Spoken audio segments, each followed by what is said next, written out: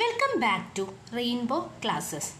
10ാം ക്ലാസ്സിലെ ബയോളജിയിലെ ആദ്യത്തെ ചാപ്റ്റർ ആയിട്ടുള്ള ജീവന്റെ ജനിതകം എന്ന് പറയുന്ന ചാപ്റ്ററിലെ 3ാമത്തെ പാർട്ടാണിത്. ആദ്യത്തെ 2 പാർട്ടും കണ്ടിട്ടില്ല എന്നുണ്ടെങ്കിൽ അത് കണ്ടതിന് ശേഷം മാത്രം 3ാമത്തെ പാർട്ട് കാണാം. അപ്പോൾ നമുക്ക് ചാപ്റ്ററിലോട്ടേക്ക് കിടക്കാം. ഈ 3ാമത്തെ പാർട്ടിൽ നമ്മൾ ഡിസ്കസ് ചെയ്യുന്നത് പ്രോട്ടീൻ എങ്ങനെയാണ് നമ്മുടെ ശരീരത്തിൽ ഉണ്ടാവുന്നത്, പ്രോട്ടീൻ നിർമ്മാണത്തെ പറ്റിയിട്ടാണ് നമ്മൾ 3ാമത്തെ ഭാഗത്തിൽ പഠിക്കാനായിട്ട് പോകുന്നത്. നമുക്ക് എല്ലാവർക്കും അറിയാം, നമ്മുടെ ശരീരത്തിൽ DNA ഒരു ചെറിയ ഭാഗമാണ് ജീനുകളാണ് പ്രോട്ടീനുകളെ നിർമ്മിക്കുന്നത്.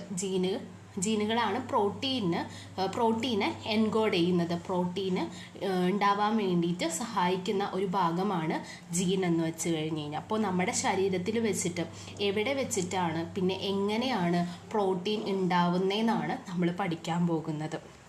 അതിനു മുമ്പ് പ്രോട്ടീൻ നിർമ്മാണത്തിന് നമ്മുടെ ശരീരത്തിൽ സഹായിക്കുന്ന കുറച്ച് ഘടകങ്ങളെ പറ്റിയിട്ട് നമുക്ക് പഠിക്കാനുണ്ട്. അത് പഠിച്ചതിന് ശേഷം മാത്രം എങ്ങനെയാണ് പ്രോട്ടീന് നമ്മുടെ ശരീരത്തിൽ ഉണ്ടാവുന്നത് എന്ന്, അല്ലെങ്കിൽ ആ പ്രോട്ടീൻ എങ്ങനെയാണ് നമ്മുടെ ശരീരത്തിൽ ഉണ്ടാവുന്ന പ്രക്രിയ എന്താണ് എന്ന് പഠിക്കാം. നമ്മുടെ ശരീരത്തിൽ പ്രോട്ടീൻ ഉണ്ടാവാൻ വേണ്ടിയിട്ട് ഹെൽപ്പ് ചെയ്യുന്ന 3 കാര്യങ്ങളാണ് ഇവിടെ പറഞ്ഞിരിക്കുന്നത്. ഇത് ഫസ്റ്റത്തെയാണ് ഈ റെഡിങ്കിൽ കാണിക്കുന്നത് ഒരെണ്ണം. അതിനെ വിളിക്കുന്ന പേരാണ് mRNA. mRNA എന്ന് പറയുന്ന ഒരു mRNA എന്ന് പറയുന്ന ഒരു മോളിക്യൂള് നമ്മുടെ ശരീരത്തിൽ പ്രോട്ടീൻ ഉണ്ടാവാൻ ഹെൽപ്പ് ചെയ്യുന്ന ഒരു മോളിക്യൂളാണ്. അടുത്തത് കാണുന്ന ഒരു സ്പെഷ്യൽ സ്ട്രക്ചറുള്ള ഒരു മോളിക്യൂളാണ് ഈ റെഡിങ്കിൽ കാണിക്കുന്നത്. അതിനെ വിളിക്കുന്ന പേരാണ് tRNA.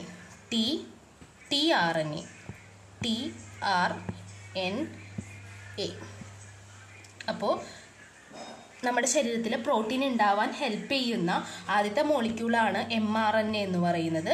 2ാമത്തെ മോളിക്യൂളാണ് tRNA. 3ാമത്തെ മോളിക്യൂളാണ് റൈബോസോമിൽ കാണുന്ന rRNA. rRNAയുടെ ഫുൾ ഫോം എന്ന് പറയുന്നത് റൈബോസോമൽ RNA എന്നാണ്. tRNAയുടെ ഫുൾ ഫോം എന്ന് പറയുന്നത് ട്രാൻസ്ഫർ RNA ആണ്. അപ്പോൾ ട്രാൻസ്ഫർ RNA എന്ന് പറയുമ്പോൾ തന്നെ പേരിൽ തന്നെയുണ്ട്, എന്തോ ഒന്നിനെ ട്രാൻസ്ഫർ ചെയ്യുകയാണ്. ട്രാൻസ്ഫർ ചെയ്യാന്ന് വെച്ചാൽ എന്താ, ഒരു സ്ഥലത്ത് നിന്ന് വേറൊരു സ്ഥലത്തേക്ക് കൊണ്ടുപോകുന്നതിനെയാണ് ട്രാൻസ്ഫർ എന്ന് വിളിക്കാം. അപ്പോൾ ട്രാൻസ്ഫർ RNA എന്ന് പറയുമ്പോൾ പേരിൽ തന്നെയുണ്ട്, എന്തോ ഒരു സംഭവത്തിനെ ഒരു സ്ഥലത്ത് നിന്ന് വേറൊരു സ്ഥലത്തിലേക്ക് ട്രാൻസ്ഫർ ചെയ്യാണ് ട്രാൻസ്ഫർ RNA ചെയ്യുന്നത്. അടുത്തതാണ് മെസ്സഞ്ചർ RNA. mRNAയുടെ ഫുൾ ഫോമാണ് മെസ്സഞ്ചർ RNA എന്ന് വെച്ച് കഴിഞ്ഞാൽ പേരിൽ തന്നെയുണ്ട്, എന്തോ ഒരു മെസ്സേജിനെ ക്യാരി ചെയ്യുന്ന RNAനെയാണ് മെസ്സഞ്ചർ RNA എന്ന് വിളിക്കാം. അപ്പോൾ ഈ 3 മോളിക്യൂളാണ് നമ്മുടെ ശരീരത്തിൽ പ്രോട്ടീൻ ഉണ്ടാവാനായിട്ട് ഹെൽപ്പ് ചെയ്യുന്ന 3 മോളിക്യൂൾസ് എന്ന് പറയുന്നത്. മനസ്സിലായെന്ന് വിചാരിക്കുന്നു. ഇനി നമുക്ക് എങ്ങനെയാണ് മോളിക്യൂൾസ് ഉപയോഗിച്ചിട്ട് പ്രോട്ടീൻ ഉണ്ടാവുന്നതെന്ന് പഠിക്കാം. നമുക്ക് എല്ലാവർക്കും അറിയാവുന്ന ഒരു ഇമ്പോർട്ടൻ്റ് ആയിട്ടുള്ള കാര്യമാണ്, പ്രോട്ടീൻ ഉണ്ടാക്കിയിരിക്കുന്നത് അമിനോ ആസിഡ്സ് കൊണ്ടാണ്. അപ്പോൾ നമ്മുടെ ശരീരത്തിൽ പ്രോട്ടീൻ ഉണ്ടാവണമെന്നുണ്ടെങ്കിൽ ആദ്യം എന്ത് വേണം? അമിനോ ആസിഡ്സ് വേണം. അപ്പോൾ അമിനോ ആസിഡ്സ് കൂടി ചേർന്നിട്ടാണ് എന്തുണ്ടാവുന്നത്? പ്രോട്ടീൻസ് ഉണ്ടാവുന്നത്. അപ്പോൾ ഈ 3 മോളിക്യൂൾസിൻ്റെ ഒപ്പം തന്നെ വേണ്ട വേറൊരു പ്രധാനപ്പെട്ട ഒരു മോളിക്യൂളും കൂടിയാണ് എന്തെന്ന് പറയുന്നത്? അമിനോ ആസിഡ് എന്ന് പറയുന്നത്. അപ്പോൾ നമ്മുടെ ശരീരത്തിൽ പ്രോട്ടീൻ ഉണ്ടാവാൻ വേണ്ട സംഭവങ്ങൾ എന്തൊക്കെയാണെന്ന് മനസ്സിലായി. ഇനി നമ്മുടെ ശരീരത്തിൽ എവിടെ വെച്ചാണ് നടക്കുന്നത്, എങ്ങനെയാണ് പ്രോട്ടീൻ ഉണ്ടാവുന്നത് എന്നാണ് നമ്മൾ അടുത്തതായിട്ട് ഡിസ്കസ് ചെയ്യാനായിട്ട് പോകുന്നത്. ഓക്കെ, അപ്പോൾ നമ്മുടെ ശരീരത്തിൽ എങ്ങനെയാണ് പ്രോട്ടീൻ ഉണ്ടാവുന്നതെന്ന് നമുക്ക് പഠിക്കാം. നമ്മുടെ ശരീരത്തിൽ പ്രോട്ടീൻ ഉണ്ടാവുന്നത് സെല്ലിൻ്റെ ഉള്ളിൽ വെച്ചിട്ടാണ്. സെല്ലിൻ്റെ ഉള്ളിൽ നമുക്കറിയാം, ഇതൊരു സെല്ലാണെന്നുണ്ടെങ്കിൽ സെല്ലിൻ്റെ സെൻറ്ററിൽ എന്തുണ്ട്? ന്യൂക്ലിയസ് ഉണ്ട്. അപ്പോൾ സെല്ലിൻ്റെ സെൻറ്ററിൽ കാണുന്ന ഈ റെഡിങ്കിൽ വരയ്ക്കുന്ന ഭാഗമാണ് എന്തെന്ന് പറയുന്നത്? ന്യൂക്ലിയസ് എന്ന് പറയുന്നത്. അത് കഴിഞ്ഞിട്ട് സെല്ലിൻ്റെ പുറത്ത് കാണുന്ന, ന്യൂക്ലിയസിൻ്റെ പുറത്ത് കാണുന്ന ഈ ഗ്രീൻ എങ്കിൽ വരയ്ക്കുന്ന ഭാഗത്തിനെ വിളിക്കുന്ന പേരാണ് നമ്മൾ എന്തെന്ന് വിളിക്കുക? കോശദ്രവ്യം അല്ലെങ്കിൽ സൈറ്റോപ്ലാസം എന്ന് വിളിക്കും. അപ്പോൾ ഒരു സെല്ലിൻ്റെ ഉള്ളിൽ വെച്ചിട്ടാണ് എന്ത് നടക്കുന്നത്? പ്രോട്ടീൻ സിന്തസിസ് നടക്കുന്നത് അല്ലെങ്കിൽ പ്രോട്ടീൻ നിർമ്മാണം നടക്കുന്നത്. അതിൽ സെല്ലിൻ്റെ ഉള്ളിൽ തന്നെ സെൻറ്ററിൽ ന്യൂക്ലിയസ് ഉണ്ട്. ആ ന്യൂക്ലിയസിൻ്റെ ഉള്ളിൽ വെച്ചിട്ടും എന്ത് നടക്കുന്നുണ്ട്? പ്രോട്ടീൻ നിർമ്മാണം നടക്കുന്നുണ്ട്. അതേപോലെ തന്നെ സെല്ലിൻ്റെ പുറത്തുള്ള ഭാഗത്ത്, അതായത് ഈ ഗ്രീൻ ഇങ്കിൽ വരച്ചിരിക്കുന്ന സൈറ്റോപ്ലാസം അല്ലെങ്കിൽ കോശദ്രവ്യത്തിലും എന്ത് നടക്കുന്നുണ്ട്? പ്രോട്ടീൻ സിന്തസിസ് നടക്കുന്നുണ്ട്. അപ്പോൾ അത് ജസ്റ്റ് ഒന്ന് അറിഞ്ഞിരിക്കണം. ഇനി നമ്മുടെ ശരീരത്തിൽ പ്രോട്ടീൻ നിർമ്മാണം നടക്കുന്നത് പ്രധാനമായിട്ടും 2 പ്രോസസ്സ് വഴിയാണ്. അതായത് പ്രോട്ടീൻ നിർമ്മാണത്തിൽ നമ്മുടെ ശരീരത്തിൽ പ്രോട്ടീൻ നിർമ്മിക്കുന്നത് 2 പ്രധാനപ്പെട്ട ഘടകങ്ങൾ അല്ലെങ്കിൽ 2 പ്രധാനപ്പെട്ട പ്രക്രിയയിലൂടെയാണ് എന്ത് നടക്കുന്നത്? പ്രോട്ടീൻ നിർമ്മാണം നടക്കുന്നത്. അതിൽ ഫസ്റ്റത്തെ പ്രോസസ്സാണ് ട്രാൻസ്ക്രിപ്ഷൻ. ആദ്യത്തെ പ്രോസസ്സ് എന്ന് പറയുന്നത് ട്രാൻസ്ക്രിപ്ഷൻ ആണ്. രണ്ടാമത്തെ പ്രോസസ്സാണ് എന്തെന്ന് പറയുന്നത്? ട്രാൻസ്ലേഷൻ. അപ്പോൾ നമ്മുടെ ശരീരത്തിൽ പ്രോട്ടീൻ നിർമ്മാണം നടക്കുന്നത് 2 പ്രോസസ്സ് വഴിയാണ്, 2 ഘട്ടങ്ങളിലൂടെയാണ് നമ്മുടെ ശരീരത്തിൽ പ്രോട്ടീൻ നിർമ്മിക്കുന്നത്. ഒന്ന് ട്രാൻസ്ക്രിപ്ഷനും രണ്ടാമത്തത് ട്രാൻസ്ലേഷനും. ഇനി എന്താണ് ട്രാൻസ്ക്രിപ്ഷൻ, എന്താണ് ട്രാൻസ്ലേഷൻ എന്ന് പഠിക്കാം. പേര് കേൾക്കുമ്പോൾ പേടി തോന്നും, പേടിക്കേണ്ട ഒരു ആവശ്യമില്ല. എന്താണ് ട്രാൻസ്ക്രിപ്ഷൻ, എന്താണ് ട്രാൻസ്ലേഷൻ എന്നാണ് അടുത്തത് പഠിക്കാൻ പോകുന്നത്. അതിനു മുമ്പേ ട്രാൻസ്ക്രിപ്ഷൻ നടക്കുന്നത് എപ്പോഴും ന്യൂക്ലിയസിൻ്റെ ഉള്ളിലായിരിക്കും. ഈ ബ്ലൂ ഇങ്കിൽ കാണിച്ചിരിക്കുന്ന ഈ ഭാഗം എന്ന് പറയുന്നത് ന്യൂക്ലിയസ് ആണ്. അപ്പോൾ എപ്പോഴും ട്രാൻസ്ക്രിപ്ഷൻ നടക്കുന്നത് ന്യൂക്ലിയസിൻ്റെ ഉള്ളിലായിരിക്കും. അപ്പോൾ ട്രാൻസ്ക്രിപ്ഷൻ എപ്പോഴും നടക്കുന്നത് എവിടെയായിരിക്കും? ന്യൂക്ലിയസിൻ്റെ ഉള്ളിലായിരിക്കും ട്രാൻസ്ക്രിപ്ഷൻ നടക്കുക. അതേപോലെ തന്നെ ട്രാൻസ്ലേഷൻ നടക്കുന്നത് സൈറ്റോപ്ലാസത്തിലും ആയിരിക്കും. അപ്പോൾ അത് രണ്ടും ഓർത്ത് വെക്കണം. അത് എക്സാമിന് ചോദിക്കാൻ സാധ്യതയുള്ള ക്വസ്റ്റ്യൻ ആണ്. ട്രാൻസ്ക്രിപ്ഷൻ നടക്കുന്നത് ന്യൂക്ലിയസിൻ്റെ ഉള്ളിലും ട്രാൻസ്ലേഷൻ നടക്കുന്നത് സൈറ്റോപ്ലാസത്തിൻ്റെ ഉള്ളിലും ആണെന്ന് അറിഞ്ഞു വയ്ക്കണം. ഇനിയാണ് നമുക്ക് ട്രാൻസ്ക്രിപ്ഷനും ട്രാൻസ്ലേഷനും നടക്കുക എന്ന് നോക്കാം. അപ്പോൾ അതിനു മുമ്പ് നമ്മൾ ആദ്യത്തെ പ്രോസസ്സ്, അതായത് പ്രോട്ടീൻ നിർമ്മാണത്തിലെ ആദ്യത്തെ പ്രോസസ്സ് എന്ന് പറയുന്നത് എന്താണ്? ട്രാൻസ്ക്രിപ്ഷൻ ആണ് അല്ലേ? അപ്പോൾ ട്രാൻസ്ക്രിപ്ഷൻ എങ്ങനെയാണ് നടക്കുന്നതെന്നാണ് നമ്മൾ ആദ്യം പഠിക്കുന്നത്. ട്രാൻസ്ക്രിപ്ഷൻ എന്ന് വെച്ച് കഴിഞ്ഞാൽ നമ്മുടെ ന്യൂക്ലിയസിൻ്റെ ഉള്ളിൽ എന്തുണ്ട്? DNA ഉണ്ട്. നമുക്ക് എല്ലാവർക്കും അറിയാം ന്യൂക്ലിയസിൻ്റെ ഉള്ളിലാണ് DNA കാണുന്നതെന്ന്. അപ്പോൾ ന്യൂക്ലിയസിൻ്റെ ഉള്ളിൽ ഈ DNAയിൽ എന്തുണ്ട്? മെസ്സേജസ് ഉണ്ട്. ഈ മെസ്സേജസിന് DNA-ക്ക് എന്ത് ചെയ്യാൻ പറ്റില്ല? പ്രോട്ടീൻ നിർമ്മാണത്തിൽ വലിയ ഘടകമൊന്നുമില്ല. അതായത് DNA വെറുതെ ഇരിക്കുകയാണ്. DNA-യിലെ മെസ്സേജ് എന്ന് വെച്ചാൽ DNA-യിൽ ഒരു കമ്പനി തുടങ്ങണമെന്നുണ്ടെങ്കിൽ അതിലൊരു മാനേജർ ഉണ്ട്. ആ മാനേജറിന് ആ കമ്പനിയിൽ എന്തൊക്കെ കാര്യങ്ങൾ ചെയ്യാം എന്നുള്ള ഐഡിയ ഉണ്ട്. പക്ഷെ ആൾക്ക് എന്താ ചെയ്യണ്ടേ, എങ്ങനെയാ ചെയ്യണ്ടേന്ന് അറിയില്ല. അതേപോലെ തന്നെ നമ്മുടെ സെല്ലിലെ ന്യൂക്ലിയസിൻ്റെ ഉള്ളിലുള്ള DNA-യിൽ ഏത് പ്രോട്ടീനാണ് നിർമ്മിക്കേണ്ടത് എന്നുള്ള സന്ദേശങ്ങൾ, മെസ്സേജസ് ഒക്കെ ആളുടെയിലുണ്ട്. പക്ഷെ ആൾക്ക് എങ്ങനെയാണ് നിർമ്മിക്കേണ്ടതെന്നത് അറിയില്ല. അപ്പം അങ്ങനെയുള്ള ഒരാളാണ് DNA. അപ്പോൾ DNA-ക്ക് അദ്ദേഹത്തിൻ്റെ നല്ല ഐഡിയാസ് ഉണ്ട്. പക്ഷെ അത് എന്ത് ചെയ്യില്ല, എങ്ങനെയാണ് നടത്തേണ്ടതെന്നറിയില്ല. അപ്പോൾ ഇയാൾ എന്ത് ചെയ്യുമെന്ന് വെച്ച് കഴിഞ്ഞാൽ ഈ DNA-യിലുള്ള മെസ്സേജസിനെ mRNA-യിലേക്ക് ട്രാൻസ്ഫർ ചെയ്യും. അപ്പോൾ DNA-യിൽ നിന്ന് mRNA ഉണ്ടാവുന്ന ആ ഒരു പ്രോസസ്സിനെ വിളിക്കുന്ന പേരാണ് എന്തെന്ന് പറയുന്നത്? ട്രാൻസ്ക്രിപ്ഷൻ എന്ന് പറയുന്നത്. അപ്പോൾ DNA-യിലുള്ള ഇൻഫോർമേഷൻസിനെ mRNA-യിലേക്ക് പാസ് ചെയ്യുന്ന പ്രോസസ്സിനെ വിളിക്കുന്ന പേരാണ് ട്രാൻസ്ക്രിപ്ഷൻ. ഇത്ര ഓർത്താൽ മതി. DNA-ക്ക് ഒറ്റയ്ക്ക് ഒന്നും ചെയ്യാൻ പറ്റില്ല. അതായത് DNA-ക്ക് ഐഡിയ മാത്രമേ ഉള്ളൂ, എങ്ങനെയാണ് ചെയ്യേണ്ടതെന്ന് അറിയില്ല. അപ്പോൾ DNA എന്ത് ചെയ്യും? DNA തൻ്റെ ഐഡിയാസ് mRNA എന്ന് വെച്ചാൽ മെസ്സഞ്ചർ RNA, എന്തോ മെസ്സേജ് ക്യാരി ചെയ്യുന്ന ആളാണ് മെസ്സഞ്ചർ RNA എന്ന് പറയുന്നത്. ആ മെസ്സഞ്ചർ RNA-യിലേക്ക് തൻ്റെ ഐഡിയാസ് കൺവേർട്ട് ചെയ്യും. അത് എവിടെ വെച്ചിട്ടാണ് നടക്കുന്നത്? ന്യൂക്ലിയസിൻ്റെ ഉള്ളിലാണ് നടക്കുന്നത്. അപ്പോൾ DNA-യിൽ നിന്ന് mRNA ഫോം ചെയ്യുന്ന ആ പ്രോസസ്സിനെ വിളിക്കുന്ന പേരാണ് ട്രാൻസ്ക്രിപ്ഷൻ. അപ്പോൾ ട്രാൻസ്ക്രിപ്ഷൻ ന്യൂക്ലിയസിൻ്റെ ഉള്ളിലാണ് വെച്ച് നടക്കുന്നതെന്നും ഓർത്ത് വയ്ക്കാം. ഓക്കെ ആണല്ലോ. ഇനി എന്ത് ചെയ്യും? അടുത്ത സ്റ്റെപ്പ് എന്താ? ട്രാൻസ്ലേഷൻ. അപ്പോൾ ട്രാൻസ്ലേഷനാണ് അടുത്ത സ്റ്റെപ്പ്. അപ്പോൾ ട്രാൻസ്ലേഷൻ എന്ന് പറയുന്നത് ട്രാൻസ്ലേഷൻ എന്ന് പറയുന്നത് സൈറ്റോപ്ലാസത്തിൻ്റെ ഉള്ളിലാണ് നടക്കുന്നത്. നമുക്ക് അറിയുന്നതാണ്, നമ്മൾ ചെറിയ ക്ലാസ്സിൽ പഠിച്ചിട്ടുണ്ട്. ഒരു സെല്ല് എടുക്കുകയാണെങ്കിൽ ആ സെല്ലിൽ സെൻറ്ററിൽ ന്യൂക്ലിയസ് ഉണ്ട്. ന്യൂക്ലിയസിൻ്റെ പുറത്ത് സൈറ്റോപ്ലാസത്തിൻ്റെ ഉള്ളിൽ കുറേ സെൽ ഓർഗനൽസ് ഉണ്ടെന്ന് പറഞ്ഞു. Cytoplasm, endoplasmic reticulum, Golgi complex എന്നൊക്കെ പറയുന്ന കുറേ ഓർഗൻസ് സൈറ്റോപ്ലാസത്തിലുണ്ട്. അപ്പോൾ ഈ പ്രോട്ടീൻ നിർമ്മാണമാണല്ലോ നമ്മളിപ്പോൾ പഠിച്ചുകൊണ്ടിരിക്കുന്നത്. അപ്പോൾ ഈ പ്രോട്ടീൻ നിർമ്മിക്കാൻ വേണ്ടിയിട്ട് നമുക്ക് അത്യാവശ്യം വേണ്ട ഒരു ഓർഗനാണ് റൈബോസോം. ഈ കാണിച്ചിരിക്കുന്നത് റൈബോസോമാണ്. റൈബോസം 2 കൈ ഇങ്ങനെ ചേർത്ത് വെച്ചിരിക്കുന്ന പോലെ കാണിച്ചിരിക്കണുണ്ടോ, അതെന്ന് പറയുന്നത് റൈബോസോമാണ്. റൈബോസോമിനെ വിളിക്കുന്ന ഒരു പേരാണ് factory of protein synthesis. Protein synthesise ചെയ്യുന്ന ഫാക്ടറി എന്നാണ് റൈബോസോമിനെ വിളിക്കുന്നത്. അപ്പോൾ നമുക്ക് എല്ലാവർക്കും അറിയാം, നമുക്ക് എന്തെങ്കിലും ഒരു സംഭവം ഉണ്ടാക്കണമെങ്കിൽ അതിനൊരു ഫാക്ടറി അത്യാവശ്യമാണല്ലേ. അതേപോലെ തന്നെ പ്രോട്ടീൻ സിന്തസൈസ് ചെയ്യാൻ വേണ്ടിയിട്ടുള്ള ഒരു ഫാക്ടറി അല്ലെങ്കിൽ ഒരു ഓർഗനാണ് എന്തെന്ന് പറയുന്നത്, റൈബോസോം എന്ന് പറയുന്നത്. അത് ജസ്റ്റ് ഒന്ന് ഓർത്ത് വയ്ക്കണം. അപ്പോൾ നമ്മുടെ ട്രാൻസ്ക്രിപ്ഷൻ്റെ ഫലമായിട്ട് DNA-യിൽ നിന്ന് എന്തുണ്ടായിട്ടുണ്ട്, mRNA ഉണ്ടായിട്ടുണ്ട് അല്ലേ. ഈ mRNA ഇപ്പം എവിടെയാണ് ഇരിക്കുന്നത്, ന്യൂക്ലിയസിൻ്റെ ഉള്ളിലാണ് ഇരിക്കുന്നത്. ഈ ന്യൂക്ലിയസിൻ്റെ ഉള്ളിൽ ഇരിക്കുന്ന ഈ mRNA സെല്ലിൻ്റെ ന്യൂക്ലിയസിൻ്റെ ഉള്ളിൽ നിന്ന് ഇങ്ങനെ പുറത്തോട്ടേക്ക് വരും. പുറത്തോട്ടേക്ക് വന്ന് ഈ കാണുന്നതൊക്കെ എന്താണ്, mRNA ആണ്. ഈ mRNA നമ്മൾ പറഞ്ഞു റൈബോസോം, നമ്മുടെ പ്രോട്ടീൻ്റെ ഫാക്ടറി. ആ റൈബോസോമിനെ വന്ന് ബൈൻഡ് ചെയ്യും.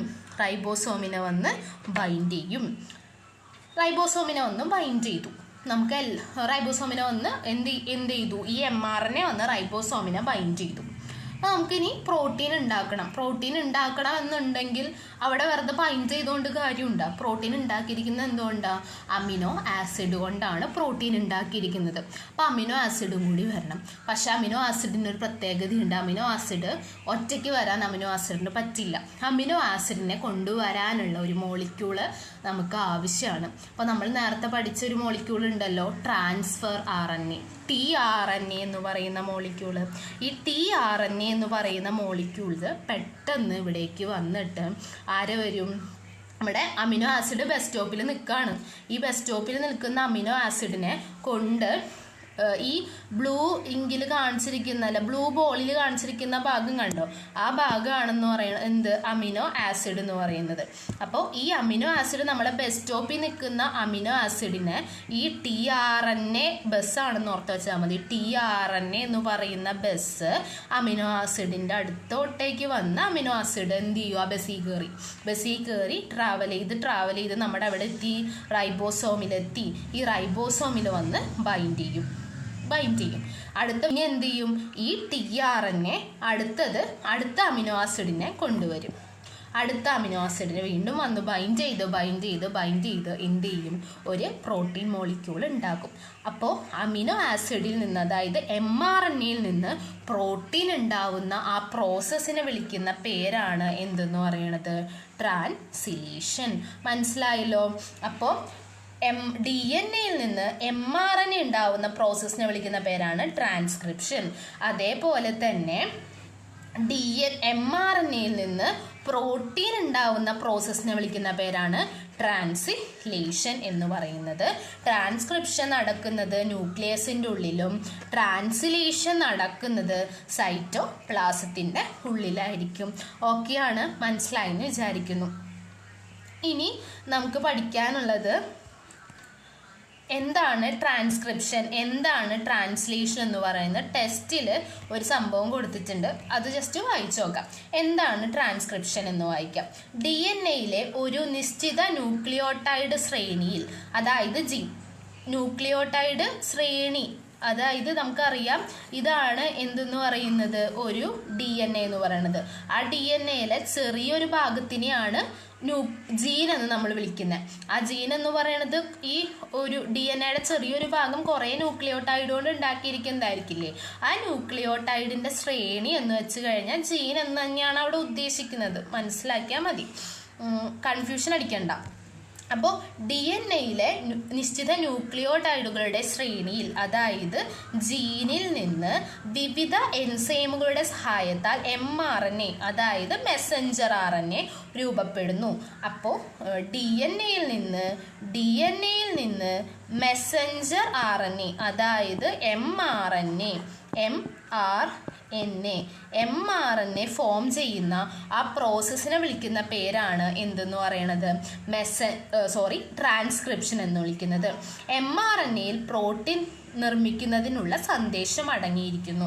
നമുക്കറിയാം mRNA എന്ന് പറയുന്നത് എന്താ, ഏത് തരം പ്രോട്ടീനാണോ ഉണ്ടാക്കുന്നത് ആ പ്രോട്ടീൻ ഏത് പ്രോട്ടീനാണ് ഉണ്ടാക്കേണ്ടത് എന്നുള്ള സന്ദേശമാണ് എന്തിലുള്ളത്, mRNA ഉള്ളത്. കാരണം എന്താ, DNA-ക്ക് എന്ത് ചെയ്യാൻ അറിയില്ല, പ്രോട്ടീൻ ഉണ്ടാക്കാൻ അറിയില്ല, ആളുടെ കയ്യിൽ ഐഡിയ മാത്രമേ ഉള്ളൂ. അപ്പോൾ DNA ആർക്ക് ട്രാൻസ്ഫർ ചെയ്യും, mRNA-ക്ക് തൻ്റെ സന്ദേശങ്ങൾ ട്രാൻസ്ഫർ ചെയ്യും. അപ്പോൾ mRNA-യിലുള്ള സന്ദേശങ്ങൾ അനുസരിച്ചിട്ടാണ് എന്ത് സിന്തസൈസ് ചെയ്യുന്നത്, പ്രോട്ടീൻ സിന്തസൈസ് ചെയ്യുന്നത്. അപ്പോൾ ട്രാൻസ്ക്രിപ്ഷൻ എന്താണെന്ന് ചോദിച്ചു കഴിഞ്ഞു കഴിഞ്ഞാൽ DNA-യിൽ നിന്ന് mRNA ഉണ്ടാവുന്ന പ്രോസസ്സിനെ വിളിക്കുന്ന പേരാണ് ട്രാൻസ്ക്രിപ്ഷൻ. ഇത് സെല്ലിൻ്റെ ഉള്ളിലെ ന്യൂക്ലിയസിൻ്റെ ഉള്ളിലാണ് നടക്കുന്നതെന്ന് എഴുതി വെച്ചാൽ മതി. അടുത്തതാണ് ട്രാൻസ്ലേഷൻ എന്ന് വെച്ച് കഴിഞ്ഞാൽ. ട്രാൻസ്ലേഷൻ എന്ന് വെച്ച് കഴിഞ്ഞാൽ എന്താ, ഈ mRNA-യിലെ സന്ദേശങ്ങൾ അനുസരിച്ച് പ്രോട്ടീൻ ഉണ്ടാവുന്ന പ്രോസസ്സിനെ വിളിക്കുന്ന പേരാണ് ട്രാൻസ്ലേഷൻ. നമുക്ക് വായിച്ചു നോക്കാം. ന്യൂക്ലിയസിൽ നിന്നും റൈബോസോമിലെത്തിയ mRNA-യിൽ സന്ദേശം അനുസരിച്ച് tRNA-കൾ നിശ്ചിത അമിനോ ആസിഡുകളെ റൈബോസോമിൽ എത്തിക്കുന്നു. നമ്മൾ പറഞ്ഞതാണ്, ന്യൂക്ലിയസിൽ നിന്നും റൈബോസോമിൽ എത്തും mRNA.